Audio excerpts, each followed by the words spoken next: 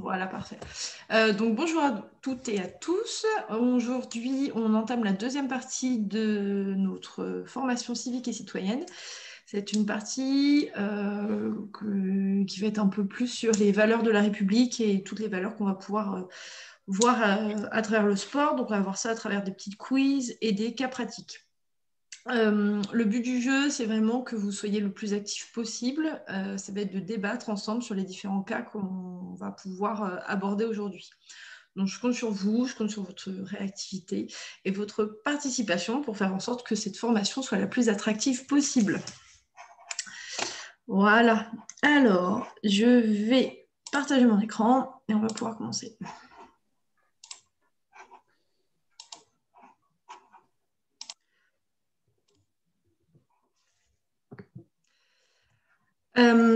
Quelques petites actualités service civique avant de commencer dans le sujet.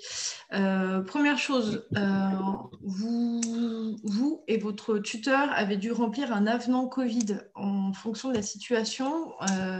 Il y a des personnes qui sont encore en mission et d'autres dont les missions ont été arrêtées. Je voulais juste faire un petit tour de table très rapidement. Qui parmi vous a complètement arrêté sa mission au vu du contexte sanitaire? C'est à vous d'intervenir. Moi, je continue. Ok, Moi aussi, je continue toujours. d'accord. Moi Pareil. aussi. Pareil. Juste suspendu. Alors, Jusqu'à nouvel ordre. alors, qui est suspendu jusqu'à nous? C'est Marceau, c'est ça qui a parlé? Oui. D'accord. Marceau, tu sais si tu as signé un avenant Covid? Non. D'accord, donc il va falloir que je reprenne contact avec ta structure. Pour les autres? Moi, j'ai continué aussi. D'accord. Pour l'instant, moi aussi. D'accord. Vos différentes missions, elles portent sur quoi, vu que les jeunes ne peuvent plus pratiquer? Alors, Lauriane et Damien, vous êtes au Pôle Espoir, donc j'ai conscience de ce que vous faites. Pour les autres? Moi, on réfléchit à la mise en place de nouveaux projets pour la saison prochaine. D'accord. On essaye de faire plein de petits trucs. Nous aussi, certainement, on travaille sur des projets pour l'année prochaine. D'accord. Ouais. Donc, effectivement, une réflexion sur comment faire pour des pistes un peu pour procéder pour l'année prochaine. Deuxième actualité, concernant votre formation au premier secours, pour rappel, c'est une formation qui est obligatoire. Au vu du contexte, cette formation n'est plus dispensée aux personnes lambda bénévoles. Sauf que vous, service civique, il y a une attestation dérogatoire qui est passée au niveau du gouvernement. Cette formation reste accessible pour vous, puisque vous êtes passé comme formation professionnelle. Donc, il faut le rappeler à votre club, à votre structure, que c'est à elle de vous inscrire au PSC1, que c'est une formation qui est obligatoire dans le cadre du service civique. S'il y a des organismes de formation qui vous disent que ce n'est pas possible, il faut bien préciser que vous êtes en service civique. Voilà. Et la troisième information qu'on voulait vous donner avec Jérémy, c'est qu'il y a une opération nationale qui s'appelle Selfie Civique, qui vient de sortir. Ça serait intéressant que vous puissiez participer au challenge. C'est simple, vous faire un selfie de vous en mission de service civique. Préciser la cause que vous défendez. Donc, pour nous, ça va être plutôt la cause sportive. Et après, expliquer ce qui vous a motivé à vous engager. Donc, c'est important de montrer que nous, handball, on participe à ce genre d'opération. Donc, je peux après vous redonner plus d'éléments et plus de détails par mail si vous le souhaitez. Voilà, c'est pas grand-chose. Un selfie, une photo et on envoie ça. Oui. En fait, c'est que la bonne nouvelle, c'est que justement, je l'ai déjà faite. Parfait, Marceau. Eh bien, écoute, si tu peux m'envoyer ta photo par mail, comme ça, on pourra communiquer sur les réseaux, nous, derrière. Ok. Moi, je l'aurais fait avec plaisir, mais c'est les vacances scolaires et là, j'ai plus les filles jusque début mars, du coup. D'accord. du coup. Ouais. Et ben, vous prenez en selfie et puis avec un ballon de vente si vous pouvez, ou juste un... On met un fond derrière. Ouais, ok, ça marche. Voilà, tu mets une photo de Jonathan et Delphine, Lauriane en fond, et puis Ouais, Damien, Fred et Fabrice, et ça sera bon. ça marche. Voilà, bon, merci à vous. Bon, écoutez, on va rentrer dans le vif du sujet. Jérémy, est-ce que tu as quelque chose à rajouter par rapport aux informations que j'ai données précédemment? Non, juste leur rappeler qu'effectivement, leur statut de service civique est un peu particulier et qu'il leur donne des droits au regard de la crise sanitaire. Donc, ça a été évoqué un certain nombre de choses. Donc, vous avez accès à des formations potentiellement. Vous avez le droit de vous déplacer. L'attestation dérogatoire de déplacement après le couvre-feu après 18 heures peut être utilisée. Il faut voir avec vos structures qu'elles vous fassent cette attestation-là en vous disant que vous êtes en mission de service civique à tel endroit, à telle heure, etc. Et que donc, vous pouvez rentrer un peu plus tard en termes de choses. Donc, vous pouvez rentrer dans les dispositifs dérogatoires. Alors, bien sûr, c'est les utiliser à bon escient. Regardez votre mission, pas à des fins personnelles en termes de choses. Et voilà, donc c'est vous montrer aussi que vous rentrez dans ce dispositif-là et que le couvre-feu de 18 heures ne doit pas être un frein à un certain moment donné si vous avez des missions à réaliser, des choses et des déplacements, etc. Même si on vous incite à les faire en distance, etc. Mais voilà. Donc, n'hésitez pas si vous avez des problématiques par rapport à ça pour à revenir vers Nolwenn parce que votre statut vous permet un certain nombre de choses aujourd'hui. Voilà. Merci Jérémy. Alors, on va donc entamer notre petit PowerPoint qui va tourner autour des valeurs de la République. J'essaie de faire en sorte que ça soit le plus intéressant et instructif possible au vu de la thématique. Bon, ce qu'on va faire, on va faire des petits quiz ensemble par rapport aux définitions que je vous avais demandé de trouver en amont de cette visio. Par rapport à ces deux définitions, on verra derrière un cas pratique et le but, ça va être d'échanger ensemble, voilà, d'avoir votre réaction, d'avoir un vrai dialogue et des échanges. Donc, je vais lancer un petit sondage. Alors, attendez, je ne suis pas une grande spécialiste de Zoom. Jérémy, je peux lancer le sondage malgré le PowerPoint? Oui, dans le logo qui est en bas. Ah oui. Ça va apparaître. Et en bas, en haut, tu as marqué lancer le sondage. Et eux vont la faire. Alors, voilà, ça marche. Voilà. Donc, le but du jeu, c'est que là, je vous ai mis une définition. Il faut trouver à quel mot ça se rapporte. Donc, la définition est la suivante. Possibilité de faire ce qui ne nuit pas à autrui.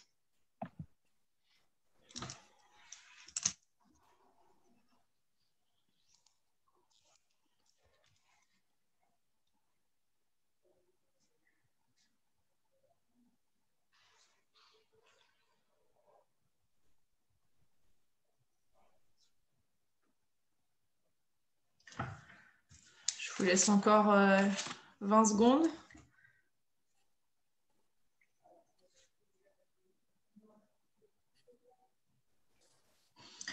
Tout le monde a voté?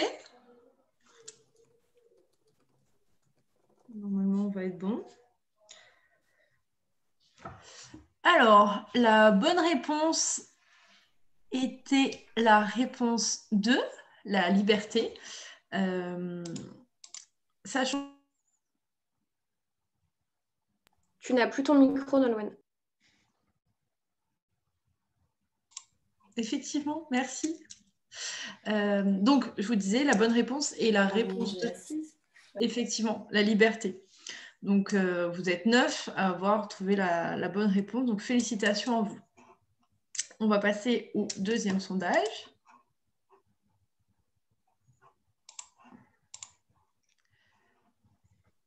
Donc là, ce sondage va être différent.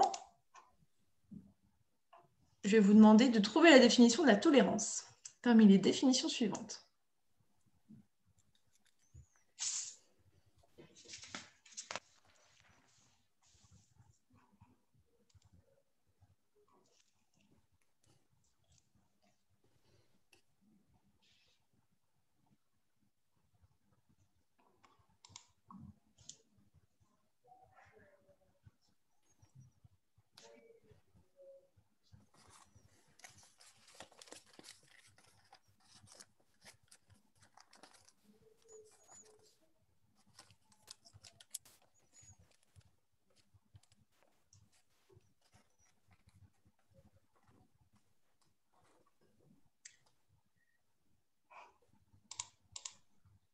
Écoutez, je dois constater que vous avez bien travaillé, puisque vous êtes la grande majorité à avoir trouvé la bonne réponse, qui est donc la tolérance est une attitude de quelqu'un qui admet chez les autres la manière de penser et de vivre qui peut être différente de la sienne. Il y a une personne qui m'a répondu la réponse 1, le sentiment qui porte à accorder à quelqu'un de la considération en raison de la valeur qu'on lui reconnaît. Est-ce que quelqu'un est-il capable de me dire quel mot correspond à cette définition? Le respect. Tout à fait.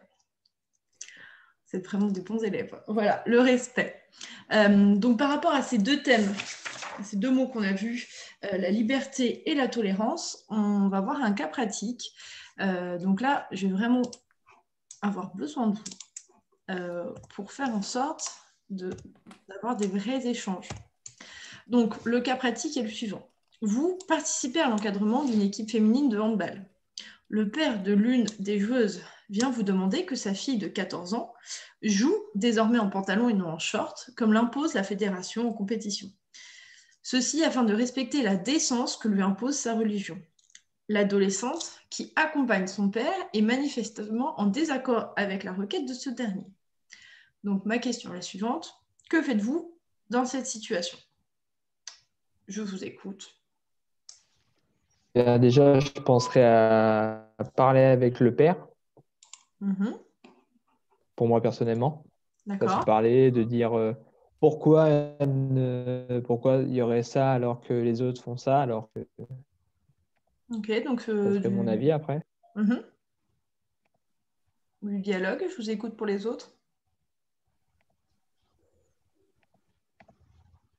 Moi, j'ai vraiment eu le souci. Moi, ça m'est arrivé. D'accord. Pour nos petites, parce que nous, on est un club de quartier, qui fait que nos joueuses sont dans la religion. D'accord. Et donc, on s'est renseigné auprès de tout le monde. Et on n'a pas le droit, les filles, elles n'ont pas le droit de jouer avec un leggings en dessous du short. Après, je sais qu'on a des arbitres qui tolèrent. Après, c'est au niveau départemental et c'est des petites. Mais sinon, on a conseillé à nos joueuses de prendre des shorts de basket et des chaussettes assez montantes, ce qui fait qu'on verrait en réalité pas beaucoup leurs jambes. Tout à fait. C'est également une bonne idée, puisque là le cas qu'on voit, c'est effectivement dans le cadre d'un match, et pas dans le cadre d'un entraînement. Donc, c'est bien d'avoir proposé ça et d'avoir aussi un vrai exemple, Clara, par rapport au cas pratique qu'on donne. Est-ce qu'il y a d'autres personnes qui ont des pistes de réflexion à proposer?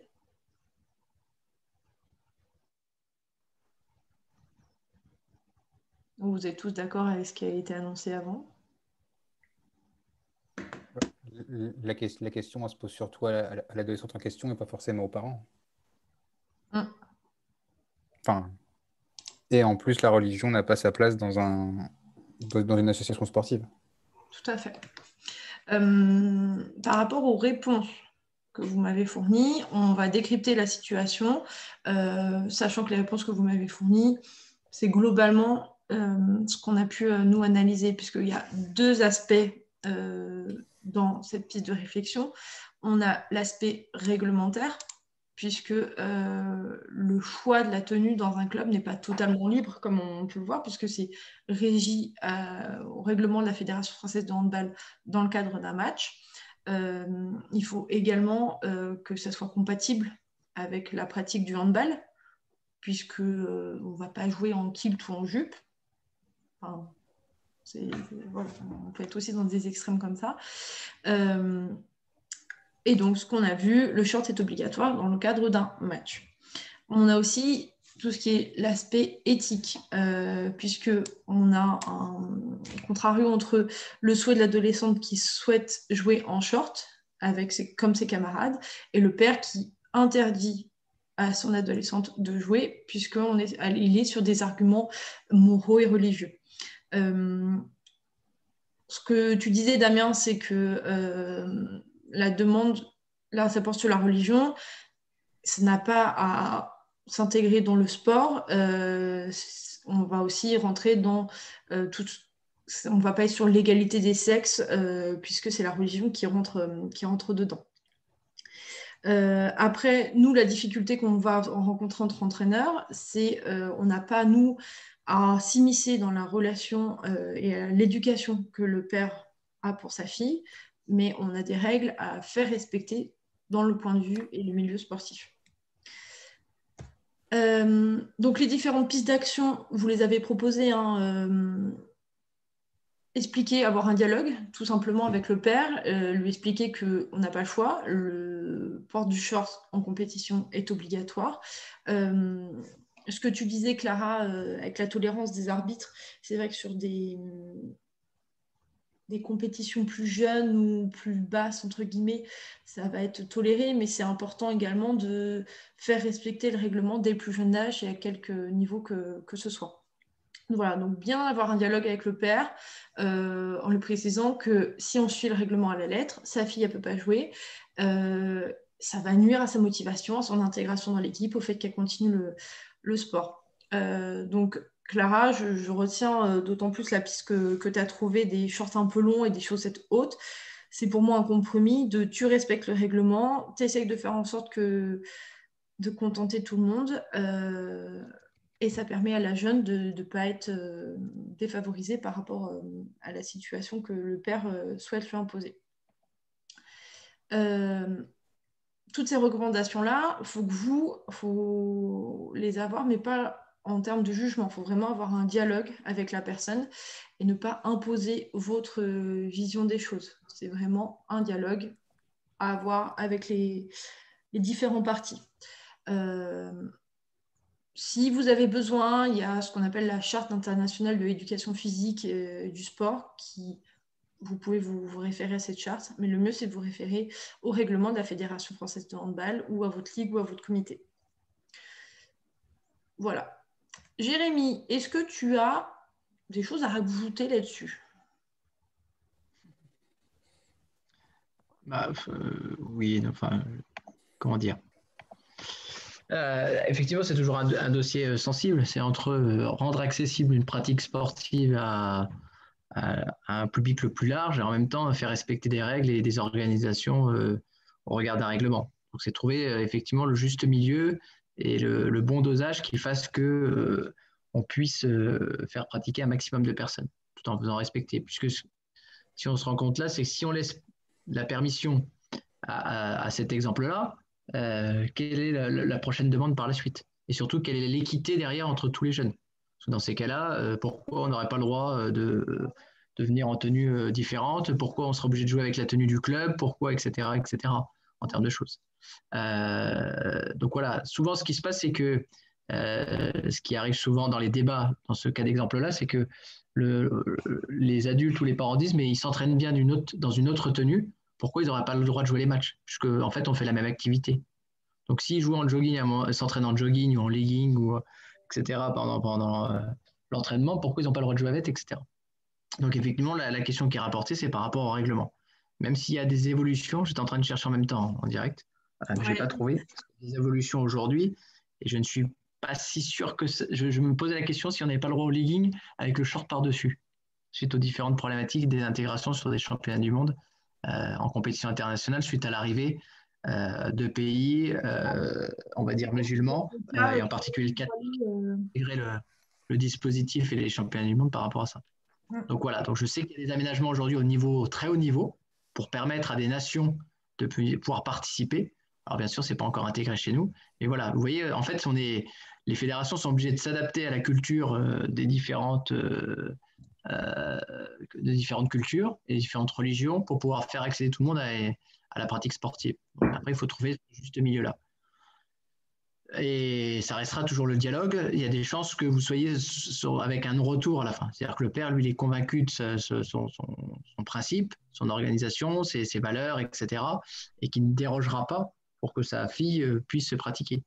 Donc, effectivement, ce que disait, je crois, c'est Clara, c'est un vrai compromis en trouvant en fait un aménagement. C'est-à-dire qu'on lui fait mettre un short et en même temps, on dit que les chaussettes, c'est autorisé. Donc, si on lui met des grandes chaussettes, ça couvre une partie, il ne reste que les genoux.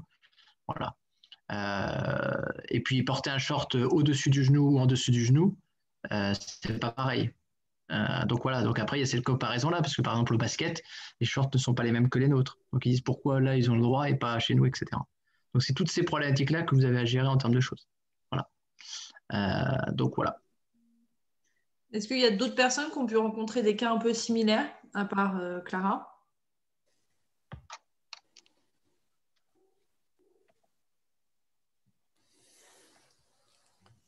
Personne? Non. Bon. T'as un cas sur le foulard ou pas? Parce que je suis dans le même. Moi? Non. Non. Parce qu'il y a le même débat aujourd'hui.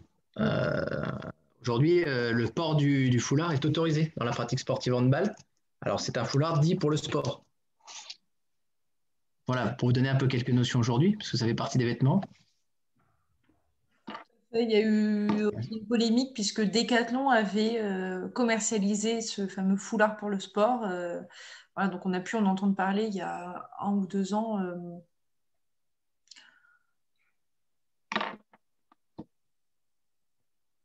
Après, on peut Donc, pour vous dire.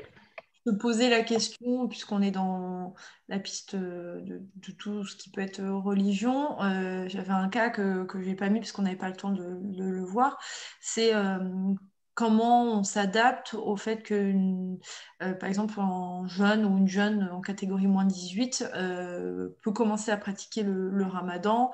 Voilà, c'est nous, comment on s'adapte, quelles pistes on peut mener en termes de réflexion sur ce genre de contraintes qui sont liées à nos joueurs.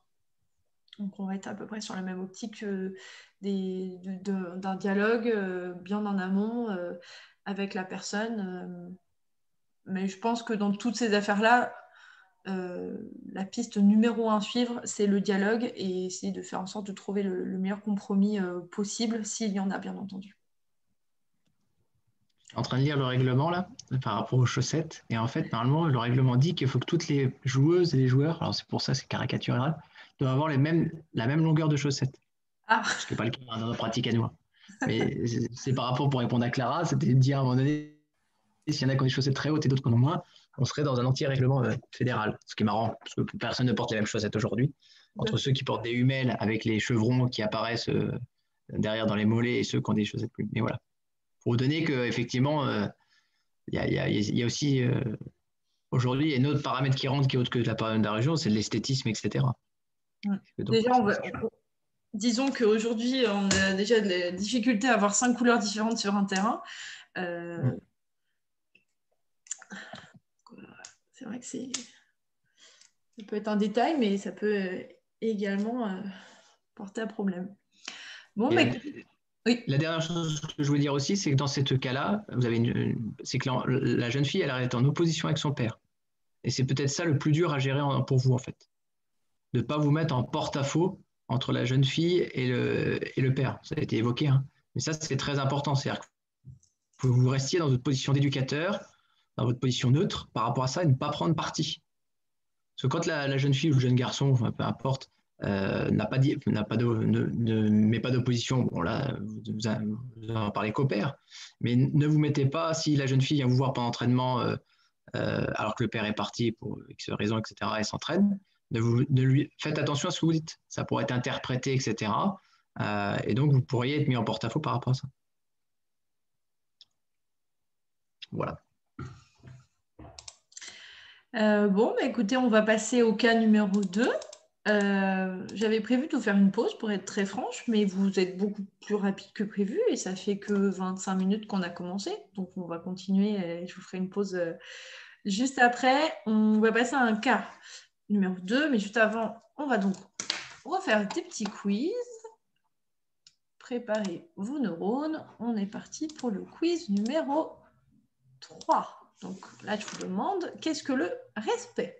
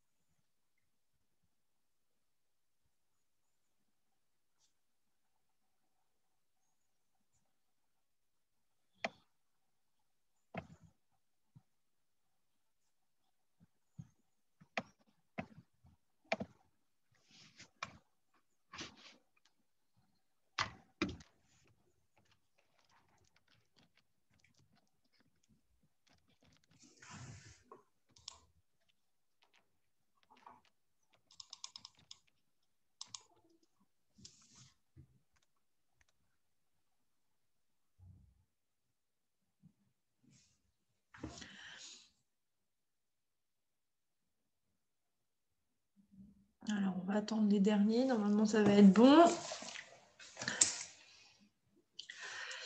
Donc, la bonne réponse était la numéro 4. Le respect est une action de traiter quelqu'un avec des égards particuliers.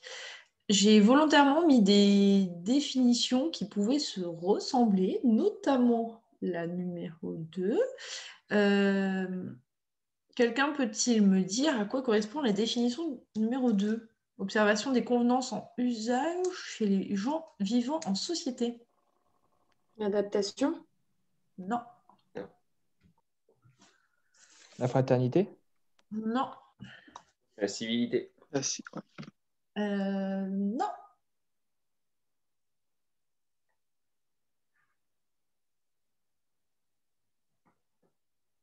Le civisme? Tout à fait. En civisme, civilité, voilà, on va être sûr. Donc ça, c'est assez proche. On peut également, toutes ces définitions, respect, civilité, tolérance également, on va être sur le même genre de... On va tourner autour des mêmes effets. On va passer au quiz numéro 4. Ah, attendez, il y a un petit bug de la part de mon ordinateur. Voilà. Donc, quiz sur une définition cette fois. Fait de distinguer, de traiter différemment quelqu'un ou un groupe par rapport au respect, au reste de la collectivité ou par rapport à d'autres personnes.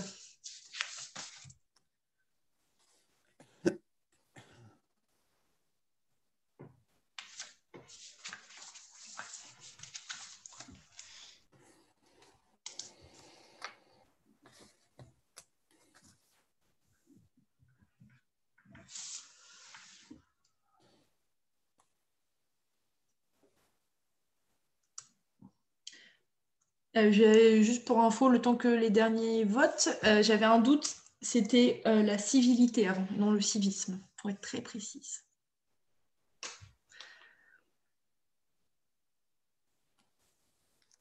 Il m'en manque encore 2-3. Je vous vois, hein, ceux qui ne votent pas.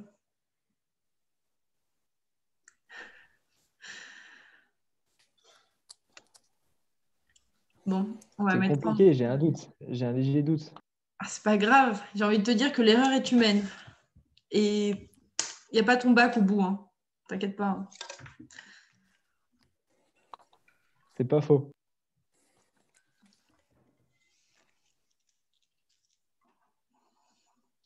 Voilà. Alors, la bonne réponse était effectivement la discrimination. Donc, toujours dans la même idée de ce qu'on a vu tout à l'heure, par rapport aux deux thèmes que nous venons d'aborder, le respect et la discrimination. On va voir un cas pratique. Je souhaiterais que plus de personnes interviennent et vraiment qu'on ait un vrai échange sur la situation qu'on va voir. Donc, c'est une situation en vidéo. Je vous laisse regarder. N'hésitez pas à me dire si vous n'entendez pas le son, parce que c'est très important, le son, pour cette vidéo.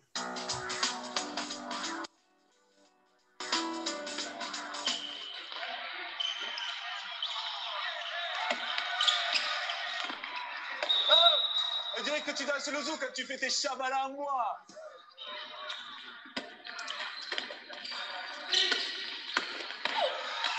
Oh, Mamoula, t'as que ton physique pour t'exprimer? Oh, je jure, calmez-vous, la prochaine fois, c'est 2 minutes. Qu'est-ce qu'ils attendent pour virer? C'est insupportable. Pas de la boîte.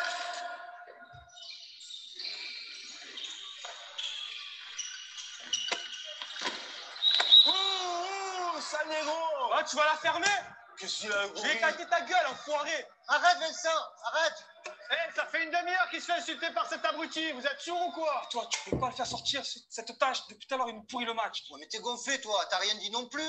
Et moi, j'ai un match à coacher. Eh merde, C'est alors. bon, maintenant, tu vas plus t'établir dehors. Tu vas au club. Allez. Allez, match arrêté, je fais un rapport au vestiaire. Allez, allez, allez. Putain, je vais morfler, bronche pas. T'as même pas le soutien de ton club.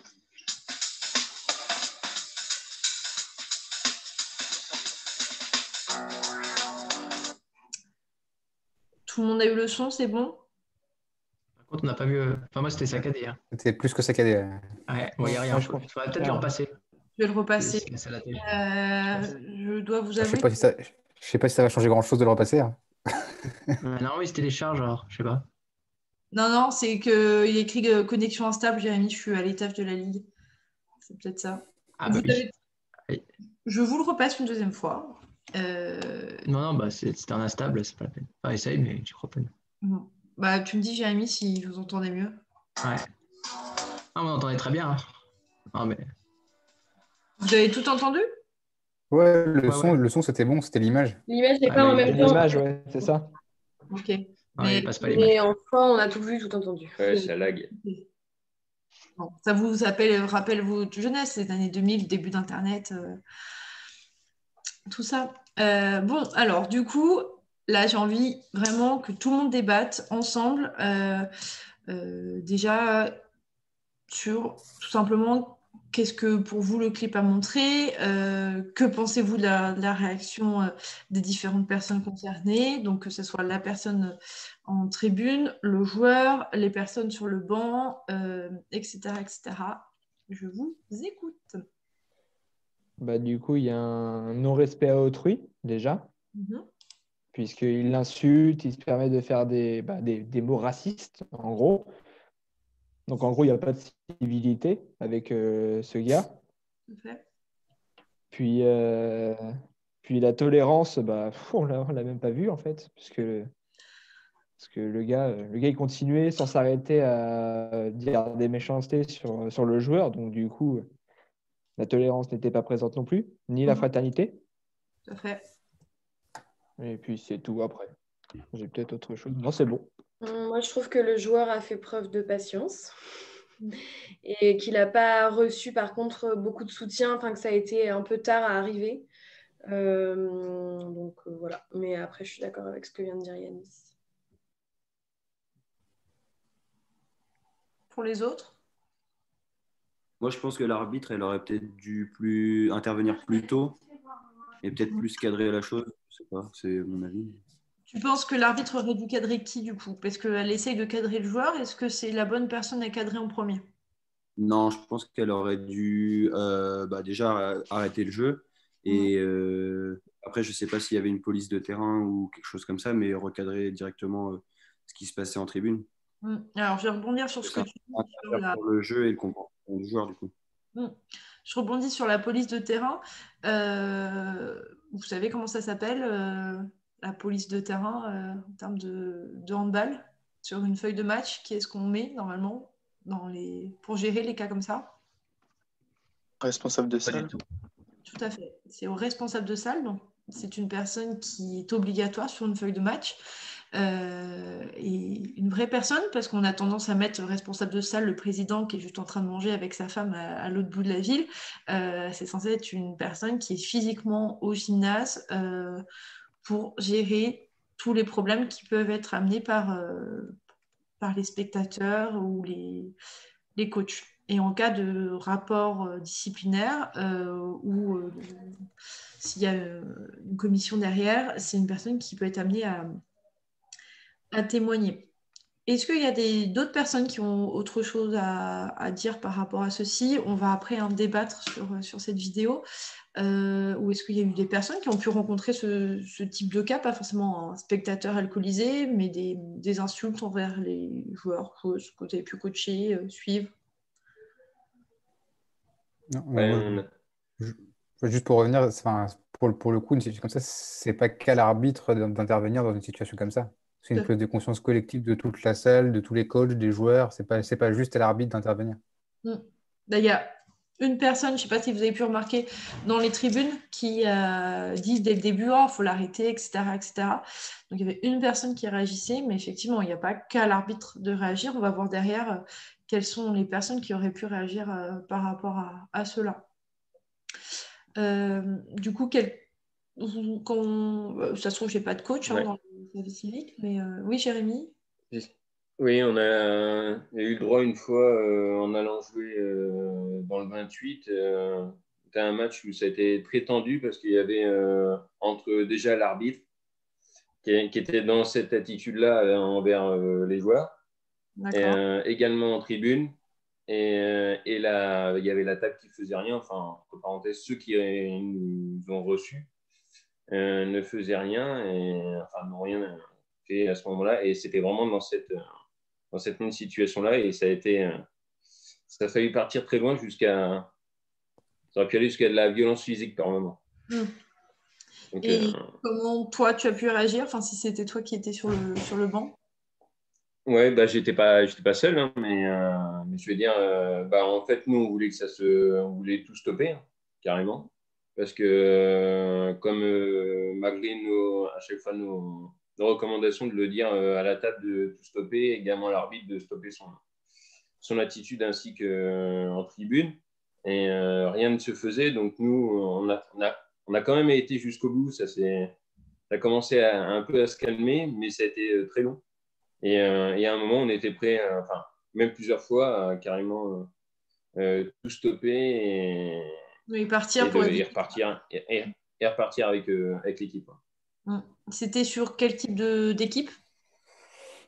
C'était des moins de 17 féminines. D'accord. Est-ce qu'il y a d'autres personnes qui ont pu rencontrer des cas similaires? Vous vivez dans un super monde et parce que moi je suis comme Jérémy, j'ai déjà eu le cas en coachant. Mais après, j'ai peut-être pas beaucoup d'entraîneurs dans les personnes présentes ou en tant que joueur. Hein. Voilà, en tant que joueur. Ou en tant que spectateur. Dans la vie. Dans un autre sport, hein, ça peut être. Voilà.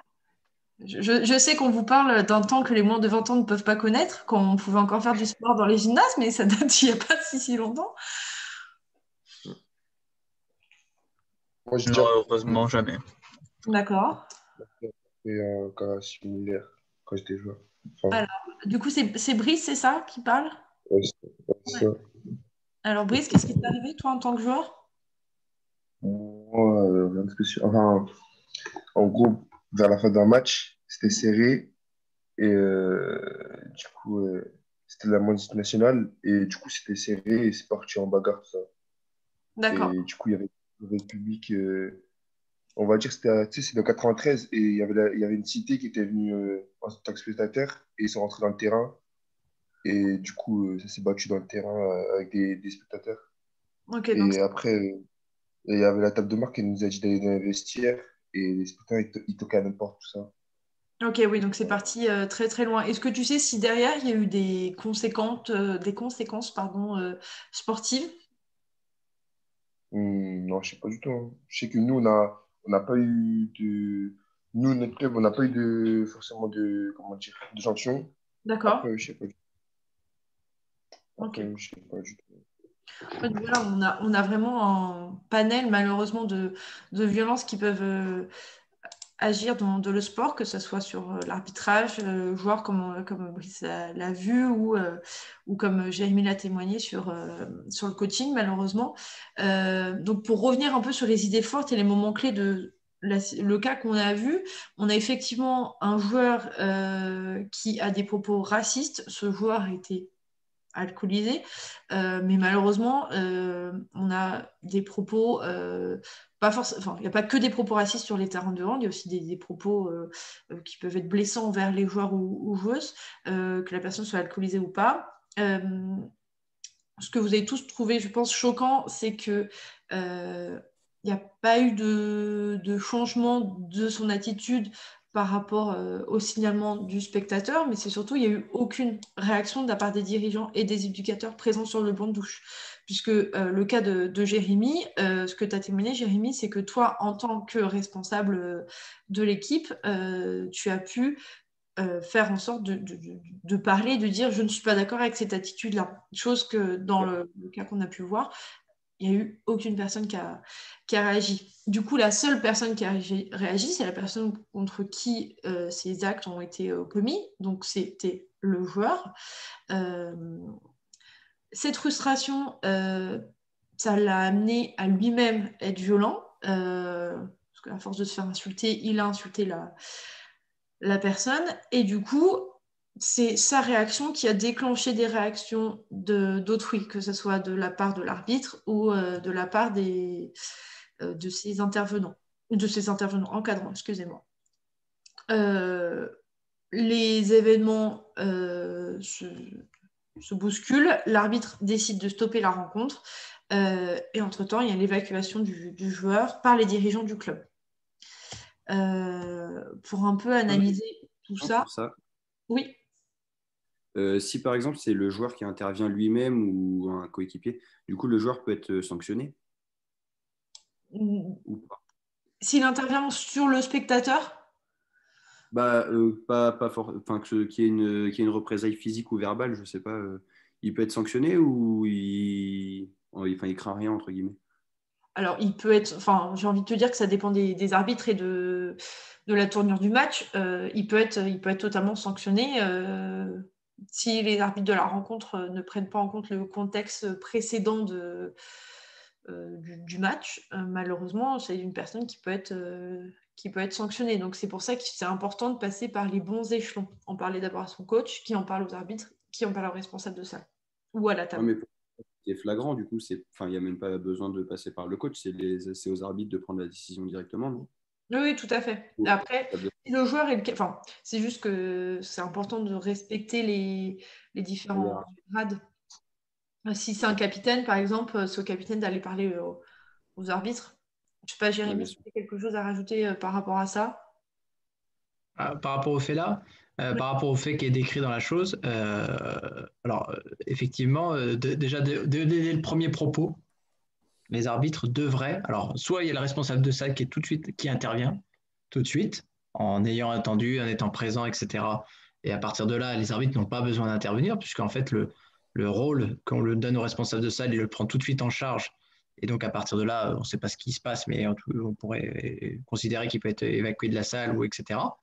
Donc, on peut, si personne n'intervient, c'est aux arbitres de faire respecter la chose. Donc, ils font arrêter le match. Ils demandent aux responsables de salle de venir et c'est eux qui prennent les décisions en fonction de ça. D'accord? Et ils demandent aux responsables de salle de sortir la personne de la salle et les arbitres ont le droit de dire on ne reprendra pas le match tant que cette personne-là n'aura pas été évacuée de la salle parce que c'est néfaste au jeu et à l'organisation, etc. Donc finalement, si tout le monde prend ses responsabilités tout de suite, on n'est pas à 1, 2, 3, 4, 5 insultes en fonction de choses. D'accord? Et donc forcément les dérives et ce que ça engendre. Et donc normalement le joueur le joueur qui est fautif, qui voudrait être fautif par la suite, il n'a pas besoin de fautif puisqu'on a réparé tout de suite l'erreur.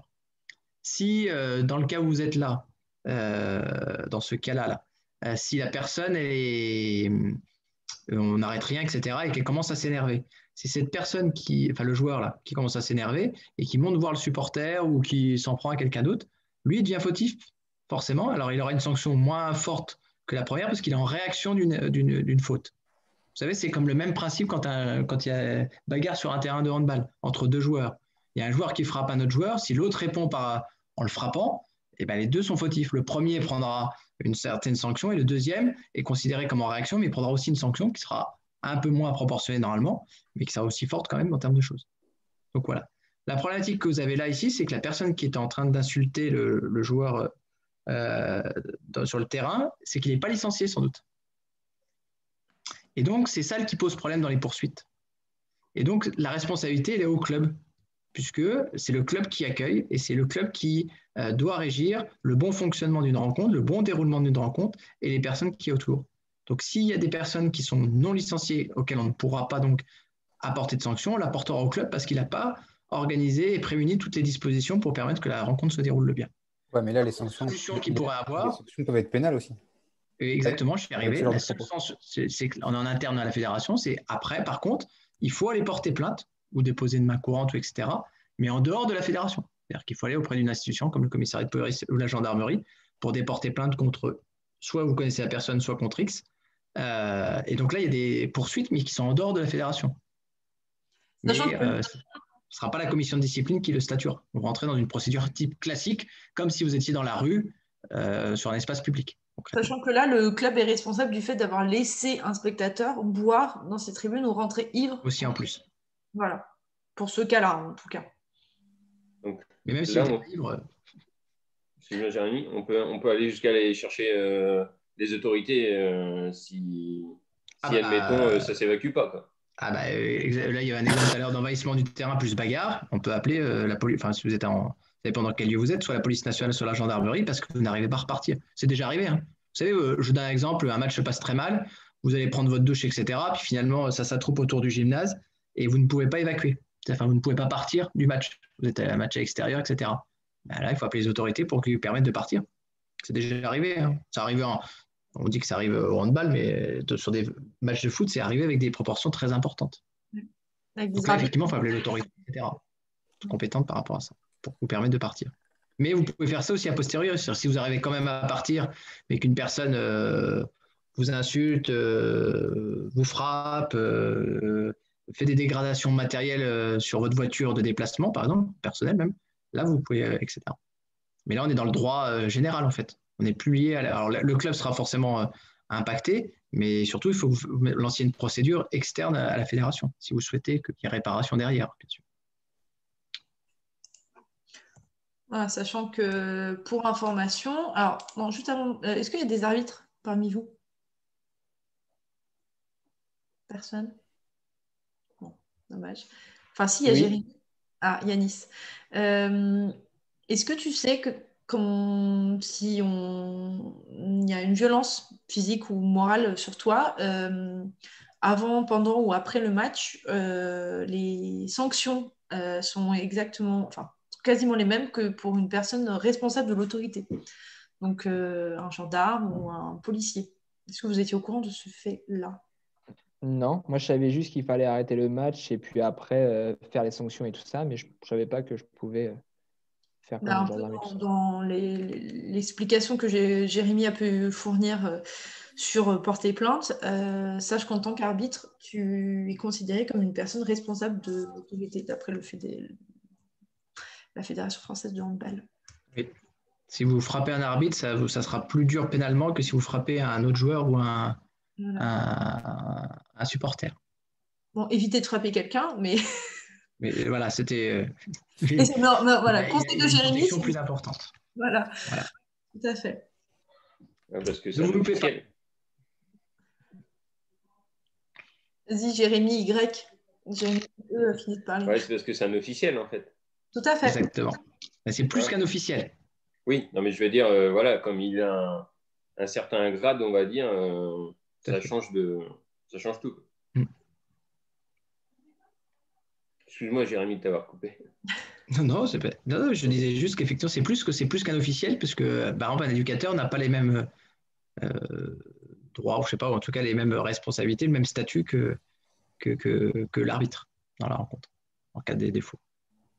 Voilà. Après, ce qui peut être compliqué pour vous à gérer également, ça va plus être le côté match jeune, puisque les arbitres, à part sur des matchs jeunes nationaux, ce sont des arbitrages dits maison. Donc, ce n'est pas forcément des arbitres qui sont autant formés que des arbitres qui sont désignés, qui n'ont pas connaissance du règlement dans toute son entièreté. Et voilà, donc c'est pour ça, encore une fois, que le dialogue est très important. Jérémy, le cas que tu as pu rencontrer, moi je l'ai également rencontré dans un club. Et voilà, c'est important de discuter avec les arbitres, de rappeler les règles, le rôle du responsable de salle, le rôle de la table, des arbitres, etc., etc. Mais c'est vrai que quand on va se retrouver sur un match de moins de 12 arbitré par des moins de 18, ça va être compliqué de faire comprendre au moins 18 qu'il y a des choses qui se font ou qui ne se font pas si ces moins 18 ont été lâchés dans la nature et pas suivis par quelqu'un à la table de marque. Ouais, c'est souvent le problème en fait, c'est que normalement ils sont censés être soutenus par des responsables, mais ce n'est pas forcément le cas. Tout à fait. Voilà, donc c'est là où les dérives peuvent intervenir. Jérémy, avant qu'on passe à notre troisième partie, est-ce que tu as quelque chose à rajouter sur les différents cas qu'on a pu voir? Et après, on va faire une petite pause et après, on va passer à Lauriane. Non, mais juste, c'est votre posture qui est importante. C'est ça qu'il faut rappeler en termes de choses. C'est-à-dire que vous êtes, je ne sais pas si vous êtes tous majeurs, parce qu'on n'est pas obligé d'être majeur en tant que service civique, ou vous allez le devenir. En tout cas, vous êtes en co-responsabilité sur des missions. puisque normalement, dans la mission de service civique, non, vous n'encadrez pas en autonomie totalement les encadrements. Mais si ça vous arrive prochainement, ou même en dehors de votre mission, hein, sachez que c'est vous qui êtes responsable. Et que la plupart du temps, sur les matchs jeunes, les 2 responsables sont les 2 éducateurs, les 2 encadrants. Puisqu'à la table de marque, vous avez des jeunes, vous avez des mineurs, les arbitres sont souvent des mineurs, les joueurs sont des mineurs, et donc les 2 adultes responsables dans l'organisation, s'il n'y a pas d'encadrement externe, ce sont vous. Donc c'est à vous de faire respecter que l'harmonie et que le match se déroule de la meilleure des manières. Alors, pour 95% des matchs, heureusement, ou j'en sais rien, 97%, ça se passe toujours très bien. Mais c'est sur ces 3%-là où il faut être bon à un certain moment donné, et surtout, essayer de détecter et de prévenir. Parce qu'en fait, vous allez passer un micro-événement qui n'est peut-être anodin au départ, dans un premier temps, qui vous paraît anodin, sauf que vous vous rendez compte que ce micro-événement engendre un autre événement, qui en engendre un autre, qui en engendre un autre. Et qu'à la fin, on se retrouve à une situation qui n'est plus gérable en termes de choses parce qu'on n'a pas prévenu le premier événement. Donc c'est à vous, en tant que quand vous encadrez et que vous avez des jeunes en responsabilité avec vous, d'être là-dessus pour être sûr que ça se passe le mieux possible. Et des fois, on évite beaucoup de problèmes par la suite. La vidéo qu'on a vue tout à l'heure, même si elle est plutôt sur un public, on va dire, jeune moins de 18, donc il y a beaucoup de seniors autour dans cette salle, on se rend compte qu'il y a des faillances avant même que le match commence, puisqu'il y a quelqu'un qui est alcoolisé. Donc forcément, ça veut donc dire que là, le club a failli à son organisation. C'est-à-dire que si elle ne l'avait pas mis dans les tribunes, on n'aurait jamais eu ce comportement-là. Ça, c'est le premier élément. Puis le deuxième élément, c'est qu'à la première insulte, cette personne-là, elle doit être évacuée de la salle. Si ça avait eu le cas, eh ben, le match serait très, très bien, très bien passé. En tout cas, ça n'aurait pas eu d'autres conséquences en termes de choses. Donc voilà. Donc c'est là qu'il faut être assez bon et c'est là que les dirigeants ont leur responsabilité, comme vous l'êtes quand vous êtes dans un gymnase. Voilà. Donc c'est ça qu'il faut retenir en termes de choses et essayer de trouver la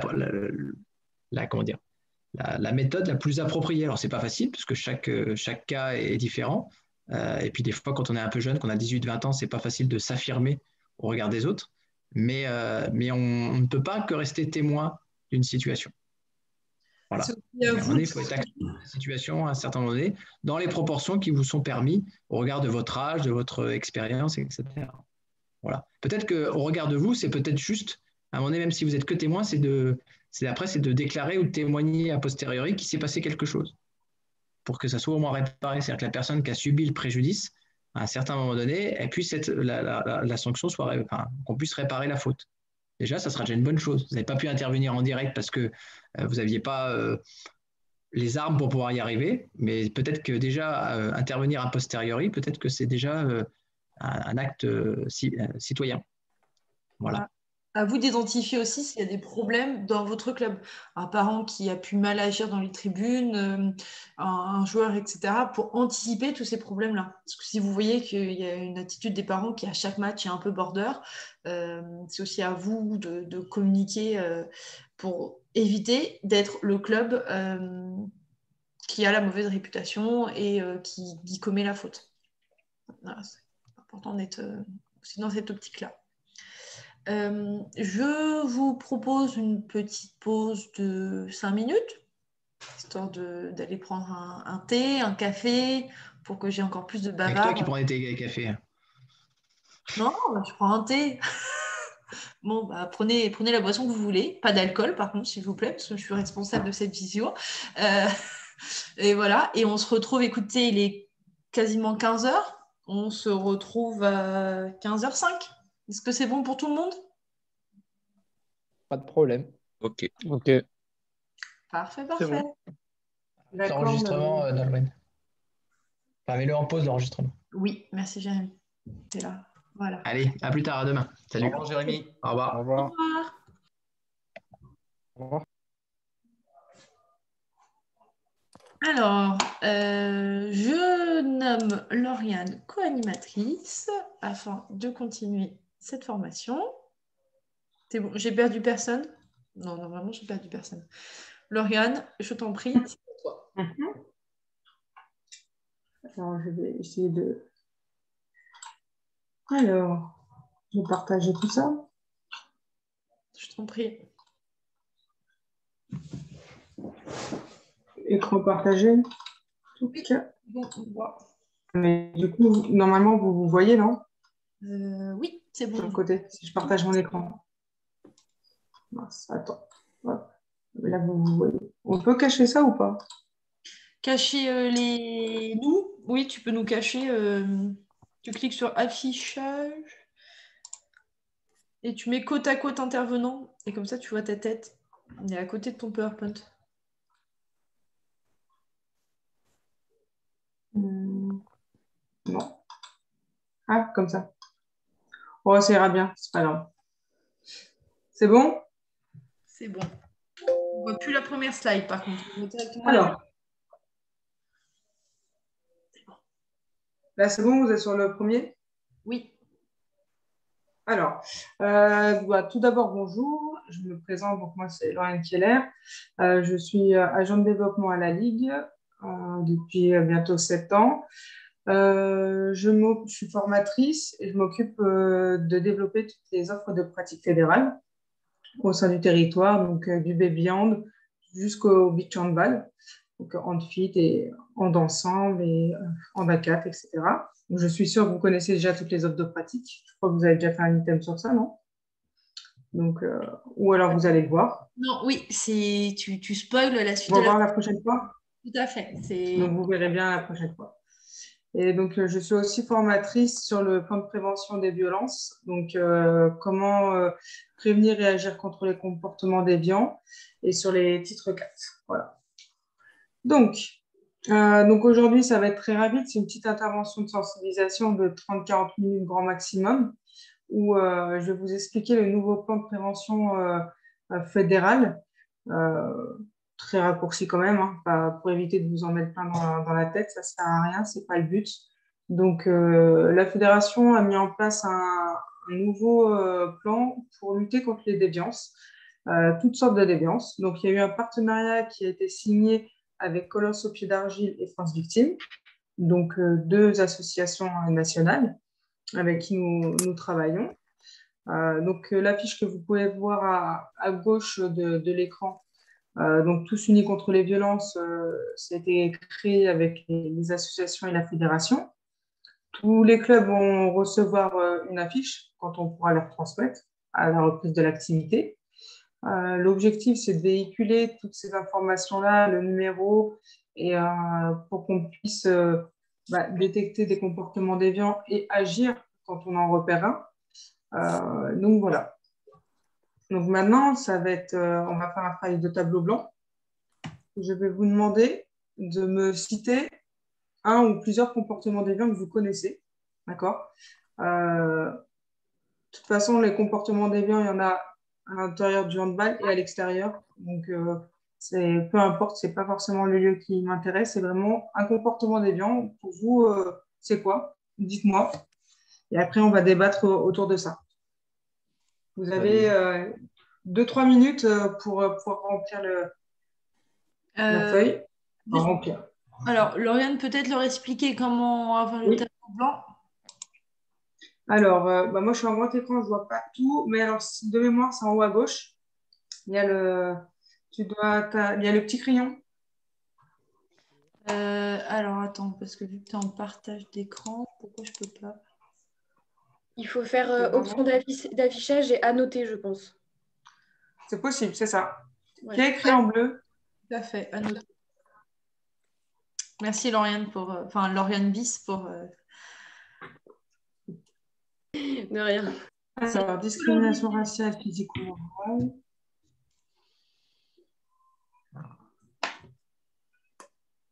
Alors, ne vous inquiétez pas, il n'y a pas de mauvaise réponse.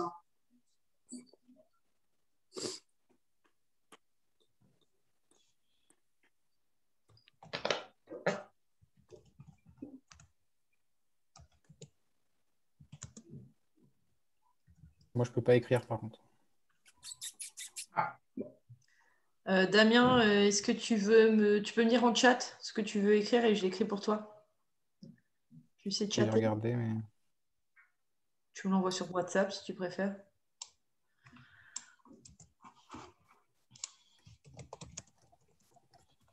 Ah si, option d'affichage.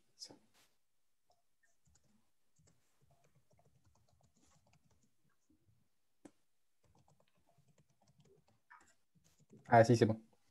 Parfait.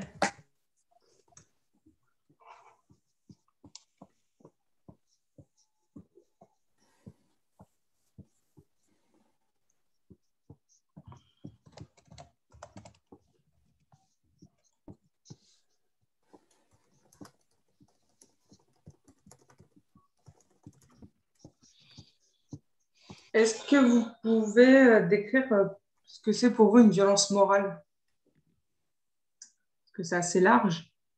En physique, il n'y a pas trop besoin, mais morale.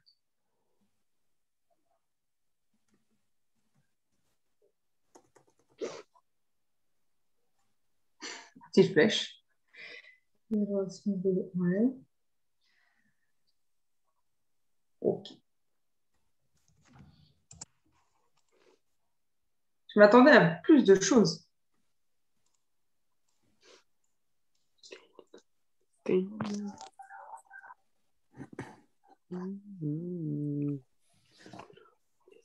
C'est surtout qu'ils n'ont pas tous répondu. En fait.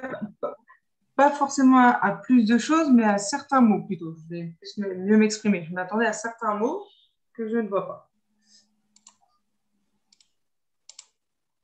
Tout le monde s'est exprimé, c'est bon? Je ne suis pas certaine. Je ne pense pas non plus.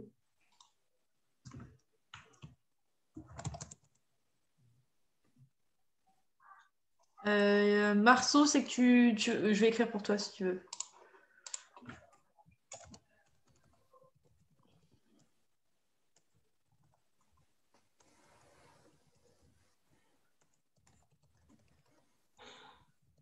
Alors, bon, on va arrêter là pour les mots. Il y a beaucoup de choses qui reviennent, les mêmes termes, violence morale, violence physique, violence verbale. Après, donc, il y a comportement déplacé au niveau de la parole, il y a attouchement, harcèlement, abus de pouvoir, discrimination, on voit 2 fois, des menaces. Donc là, ce qu'on va faire, c'est que je vais vous montrer une liste, toute une liste, et on va en parler. Je vais en fait un petit peu détailler petit à petit. Quand je dis détailler, je ne vais pas vous dire ce que la personne peut avoir comme sanction, hein, que ce soit pénal ou autre. Ce n'est pas l'objectif de vous donner les amendes et les années de prison. Hein. Par contre, je vais vous expliquer ce qu'on peut retrouver comme comportement déviant au sein de notre structure associative. D'accord? Parce que quand on parle de la structure associative, ça peut être soit à une réunion d'un BD, d'un CA, à la buvette, au clubhouse, comme dans un match, dans un vestiaire ou dans les tribunes. Ça reflète vraiment tout ce qu'on peut avoir, voire autre chose que je vous expliquerai après. Donc, est-ce que ça fonctionne ou pas? Ouais. Ah oui, du coup, ça me fait ça. Ah, ok. Ça emmerde. Alors, on va faire ça. Ouais, il faut que je repartage. Tout à fait. Hop. Voilà. Donc, voici tous les comportements déviants.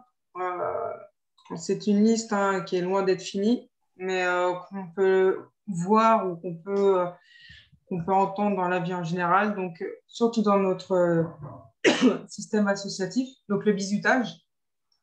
Donc, c'est le gros dossier sur lequel on agit de plus en plus en ce moment, surtout la fédération. Donc, l'association Colosse au pied d'argile, avec qui on est partenaire, intervient dans les pôles en début de saison pour refaire un point sur ce qu'est le bizutage, que c'est interdit par la loi, et voilà, prison ferme, hein, je parle pas du sursis, plus des grosses amendes.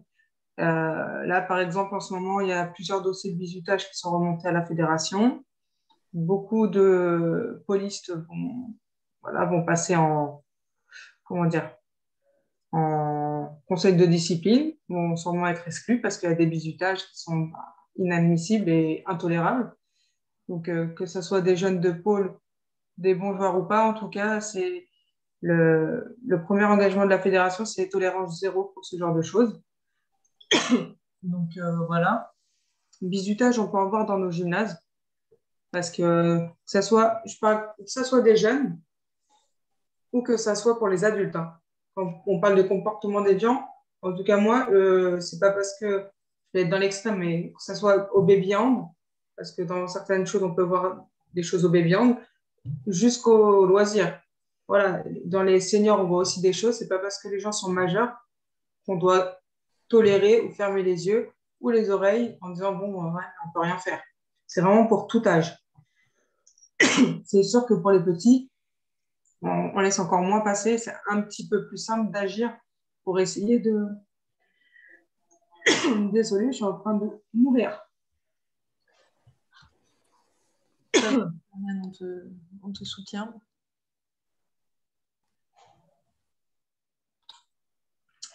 Donc voilà, le bizutage.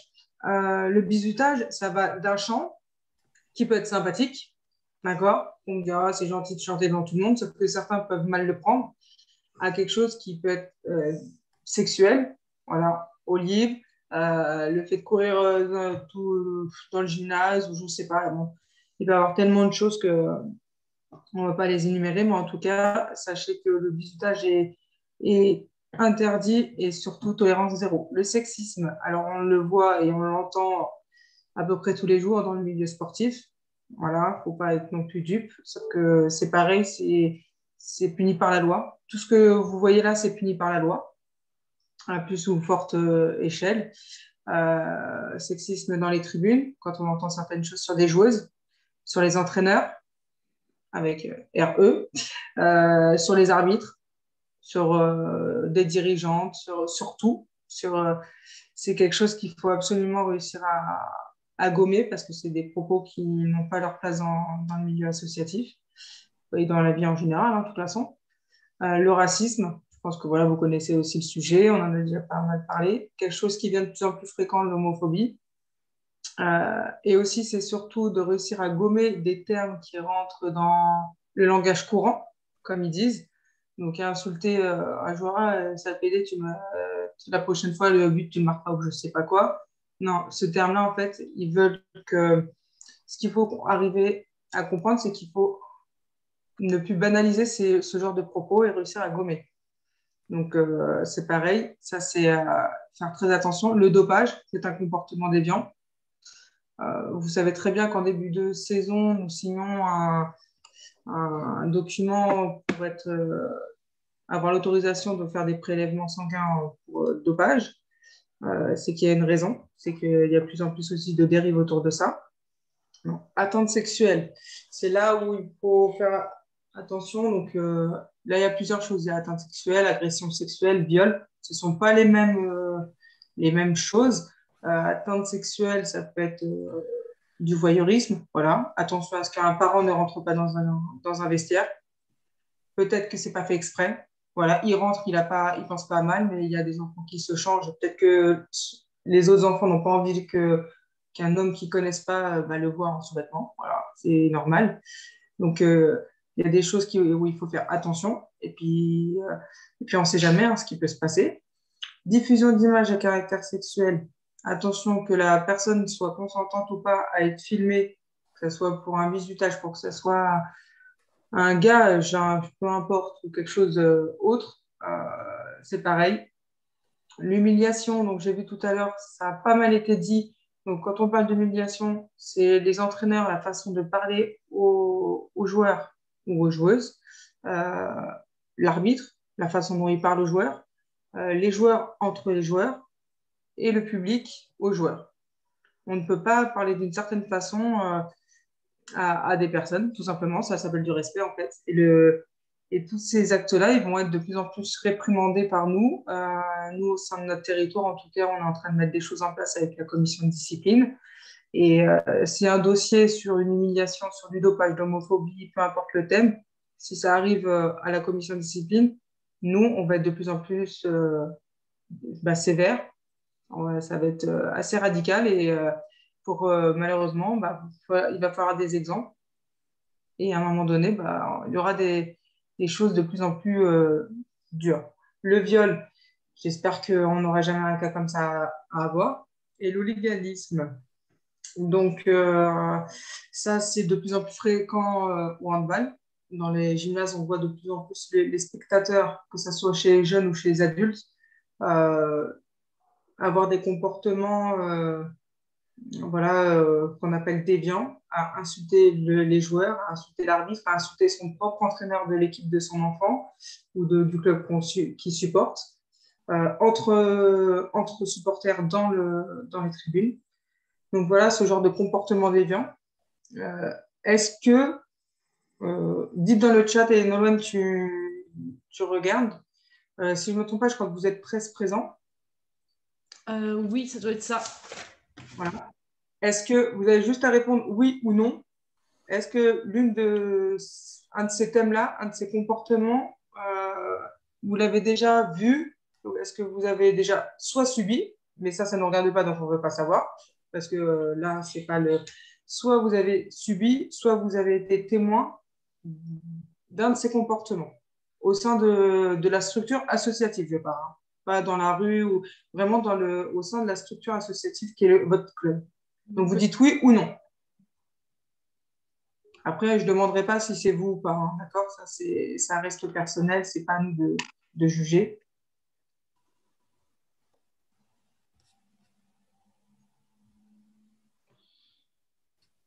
Donc, sur 13, pour savoir combien il y a de oui. Oui, tout à fait.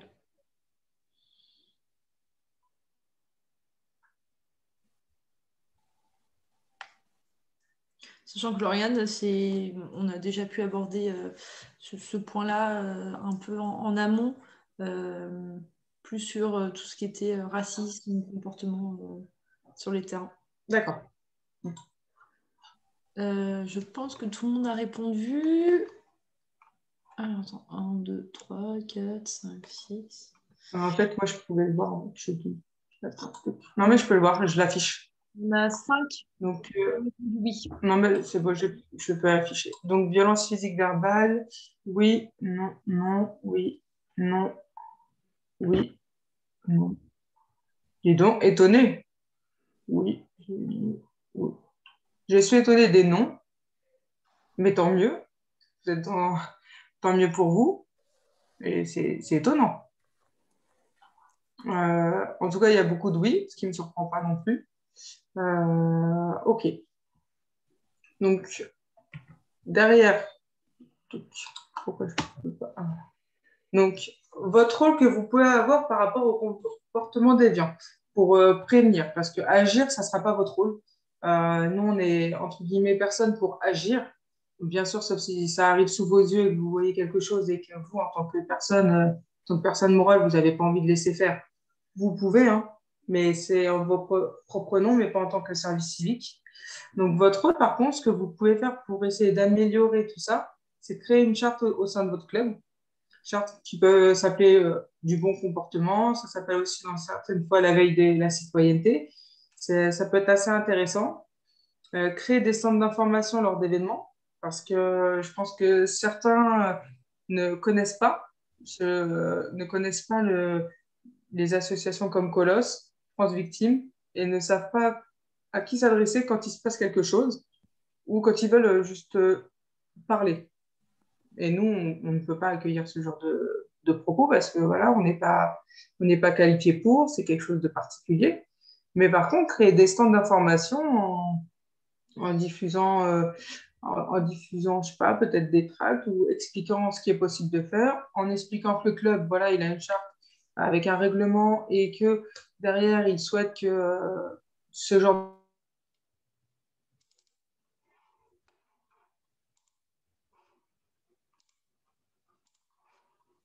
durcir tout ce qui est ce comportement déviant. Voilà, ça peut être aussi intéressant. Et déployer l'information via les affiches auprès de vos licenciés, donc c'est-à-dire mettre de la signalétique dans vos clubs. Voilà, il y a beaucoup de choses qui sont faites et je pense que ça peut être intéressant de réussir à déployer l'information via plusieurs choses, hein. Donc, on ne parle pas de communication, hein, je parle juste d'information. Donc, comme par exemple avec des stands. Ça, c'est quelque chose qui peut être intéressant, c'est que vous soyez un relais. Donc, j'ai bien dit un relais et pas une personne à qui on doit restituer des faits. D'accord? Oui. Sachant que, pour information, vous avez tous, dans les clubs, normalement, vous avez dû tous recevoir une affiche qui parle justement un peu de la charte, des comportements. Et en tant que service civique, je vais vous donner un petit travail juste à la fin de cette visio. Lauriane, est-ce que je peux juste me permettre de partager également? Vas-y. Donc, j'enlève ton partage à toi. Après, si tu veux, j'ai fini après. J'ai juste encore une slide. Après. Juste pour leur montrer un exemple de charte. Je ne sais pas si vous la voyez. Voilà, l'année dernière, les services civiques ont pu mettre en place ce genre de charte. Très simple, hein, décision de l'arbitre et même sévère, tu accepteras. Avec les supporters adverses, poli et simple, tu resteras. Ils l'ont fait un peu en version Yoda. Voilà, c'était leur manière à eux de faire leur charte. Et donc, moi, je vais créer les groupes là à la fin. Et c'est un peu dans cette idée-là. C'est le but du jeu, c'est également de vous impliquer dans ce qui peut se passer dans votre club et de mettre en place Là, il y a les 2 services civiques du pôle, si je ne me trompe pas. Tout à fait. Bah, c'est quasiment les seuls qui ont leur caméra. Voilà, on les remercie. Voilà. Donc, parce que par rapport à ça, même au pôle, bon, il y a le bizutage. Voilà, il y a le bizutage, il y a beaucoup de choses qui circulent sur Snap ou autres réseaux. En plus, ce qui est compliqué, c'est que c'est en internat, donc il y a les autres sections sportives. Et c'est vrai qu'il y a des choses qu'on a pu entendre qu'on ne devrait pas entendre. Donc, il y a du bizutage rigolo et du bizutage pas rigolo, sauf que maintenant, il n'y a plus du tout de bizutage. Parce que selon le caractère de la personne, selon la façon dont on peut le prendre, c'est vrai que c'est quelque chose à faire vraiment attention et à veiller et à surveiller. Et donc, la dernière slide, hop, je vais la montrer. Donc, ah non, c'est pas la dernière.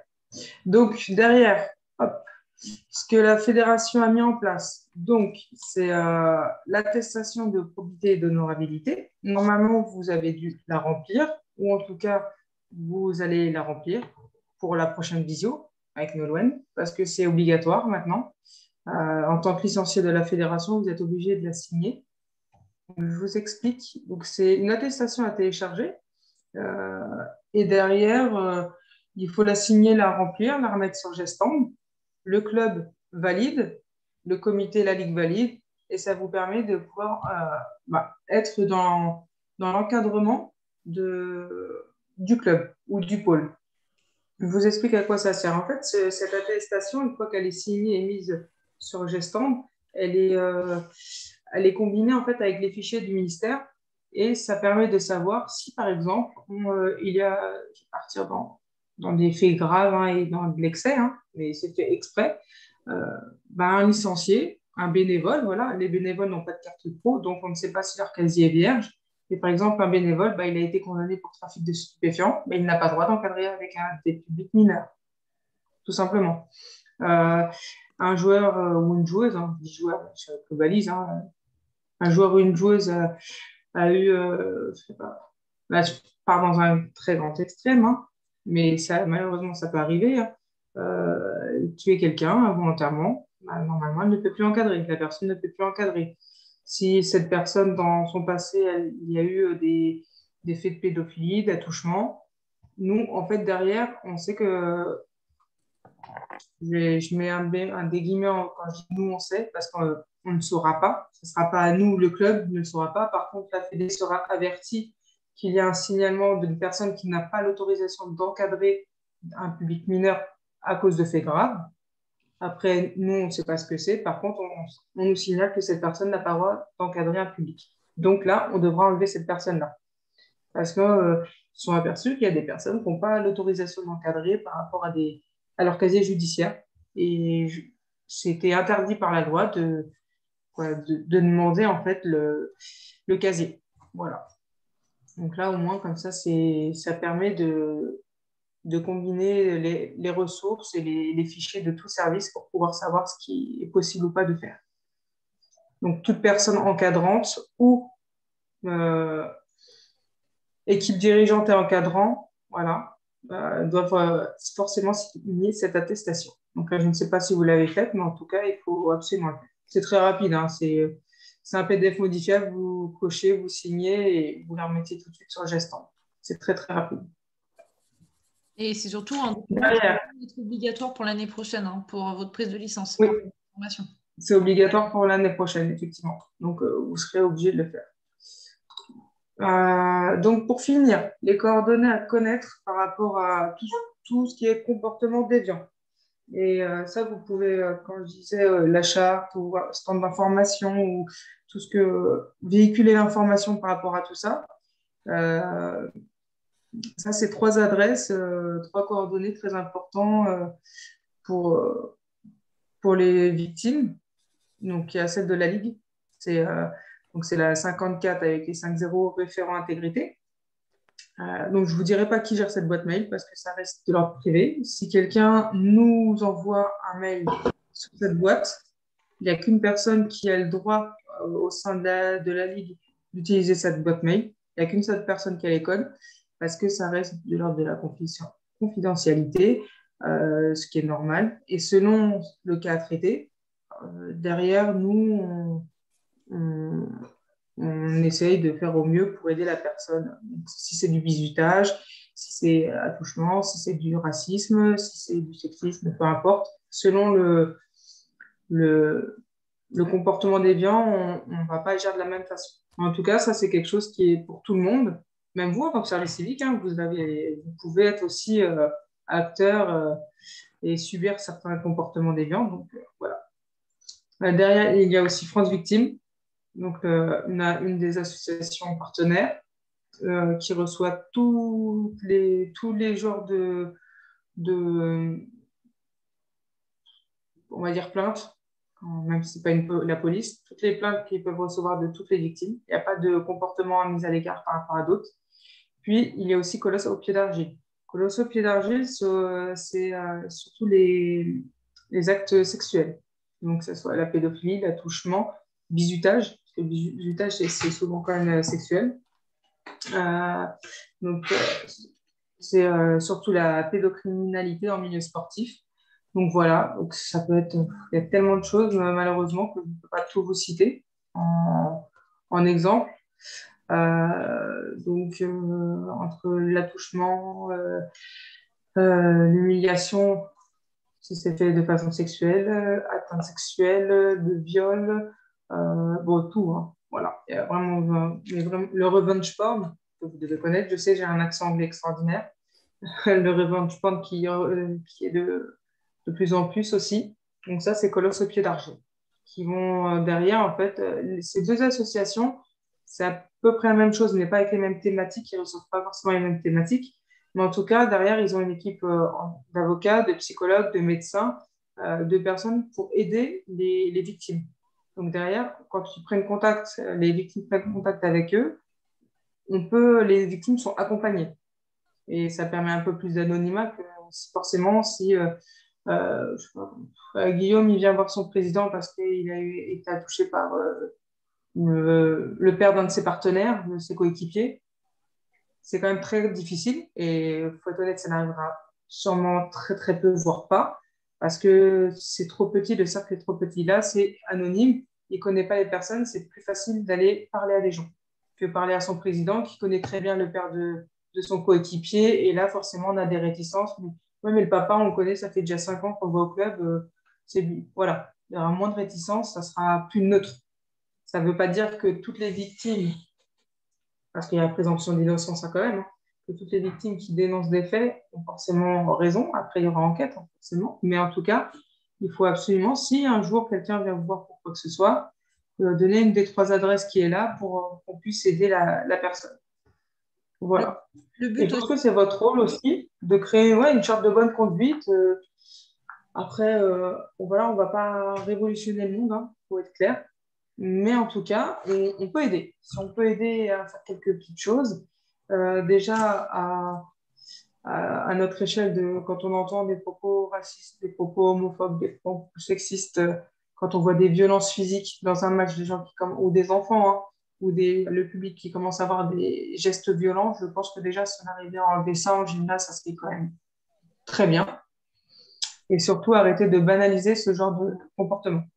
Il faut arrêter de banaliser quand on voit certaines choses ou des insultes, même si c'est que des propos verbaux, ok, mais par contre, on n'est pas là pour faire ça, quoi. On est là pour jouer au handball et si on peut enlever ce genre de choses, ça serait pas trop mal.